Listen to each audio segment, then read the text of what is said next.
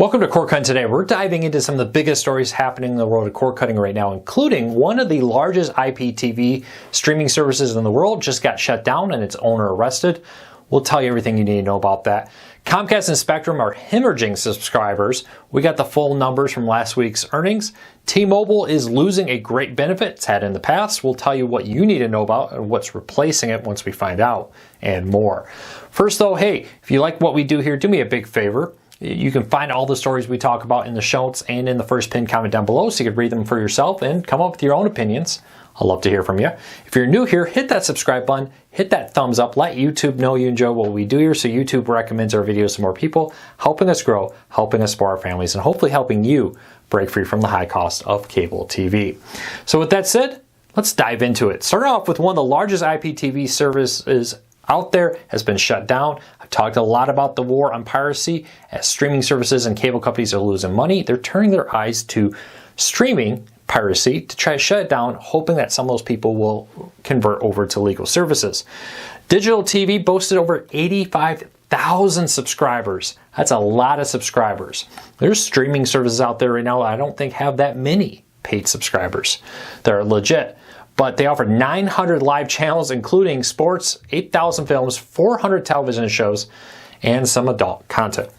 Now, with all that, it's very, very easy to understand why this was a targeted service. 85,000 subscribers is a huge market out there that even if just a small fraction of those go subscribe to legal services, it will help in the long run in the fight against piracy. Dish, Ace, Korean partners, many companies are targeting these companies. Now, increasingly, they're coming from international sources. This one in particular came from Argentina, and it was an international effort to get them to crack down on this, and they raided the owner's home and seized all the equipment and arrested the owner. We'll have to see how this plays out.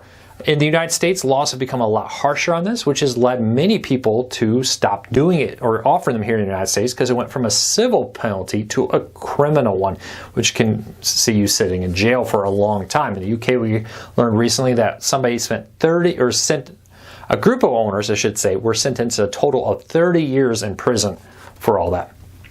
We'll have to see how it all plays out, but clearly the war on IPTV is heating up.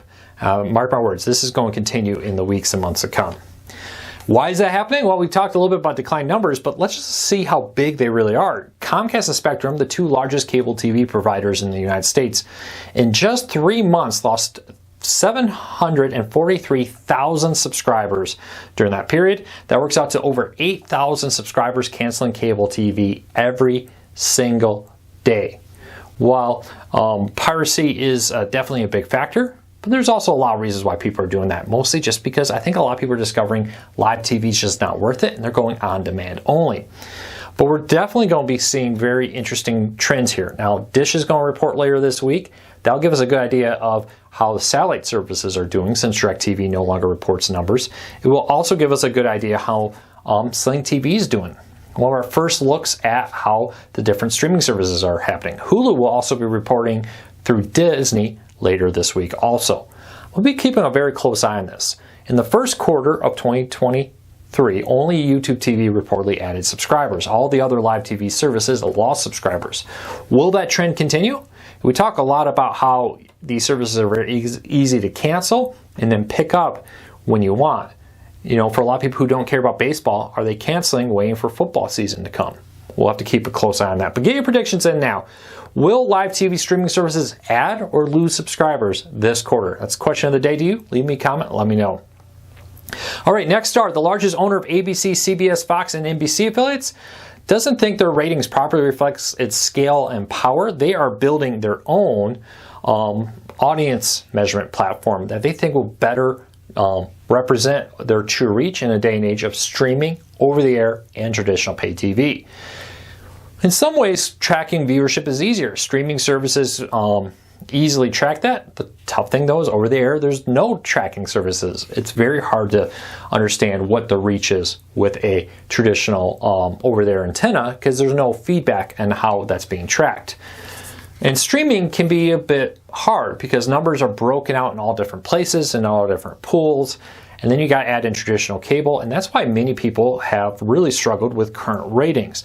Nexstar's put out a request for proposal. They want to build their own proprietary system that they're calling a next generation system for this that will automatically kind of compile all this and help them in their fights. Now, Nexstar is in the middle of some very big heated fights. First of all, DirecTV, they're dark on there as there's a issue as they're pushing for more money, and DirecTV pushes back, leaving Nexstar stations off the air for millions of customers.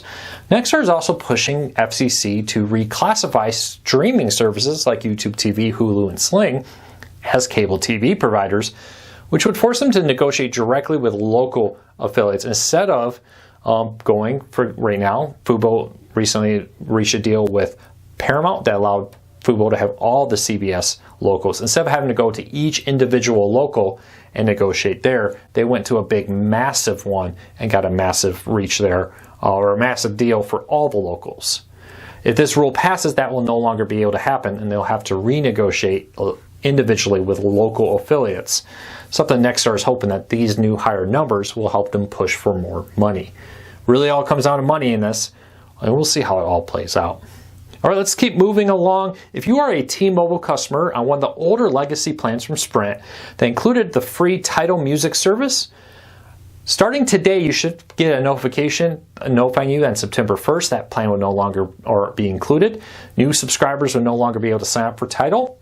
They do say there's a replacement coming. The leaked report from the Mobile Report, who got some information from inside T-Mobile on this, says a replacement service or feature or benefit, however you want to call it, will be announced tomorrow, August 2nd. We'll have to keep a close eye on that. As soon as that is announced, we'll have full coverage over at corecarsnews.com. The good news here is Netflix on Us and Hulu, for select users, depending on your plan, will continue to be included. It's just the Tidal music service that's being discontinued with this. And you have until September to either decide to pay for it or stop using it when that benefit ends. So keep a close eye on that. Let me know, do you use Tidal Music? Are you part of T-Mobile's package for that? Sprint used to own part of Tidal. That's how they did the free deal. When T-Mobile bought Sprint, they got that ownership of Tidal and they sold it to Jay-Z. So I guess it makes sense that they're like, hey, we no longer own this, probably costing them some money.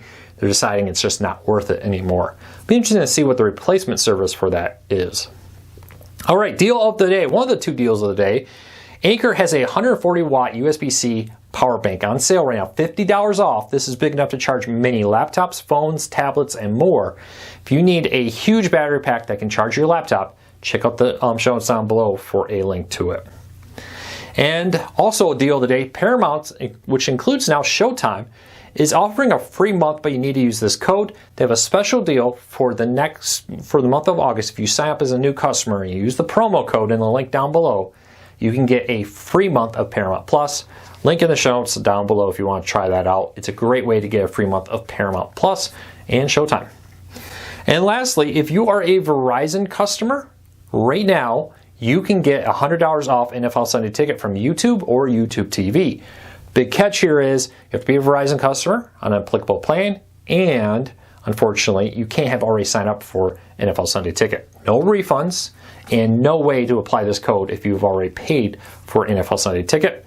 You do have to, there is a deadline and it's good for this season, so don't wait. If you want to take advantage of this, you can head over to corecarsnews.com, link in the show notes down below to get the full details. But again, if you're a current Verizon customer or home internet customer on appropriate plans, full details and links down below, you can get $100 off NFL Sunday Ticket. Good deal if you've been holding out waiting to get this. Unfortunately, if you already got NFL Sunday Ticket, you're already kind of out of luck because you can't apply this to existing plans. Well, that's it for today. I hope you have a fantastic day. Take care. Be safe. I'll be back again tomorrow with another video.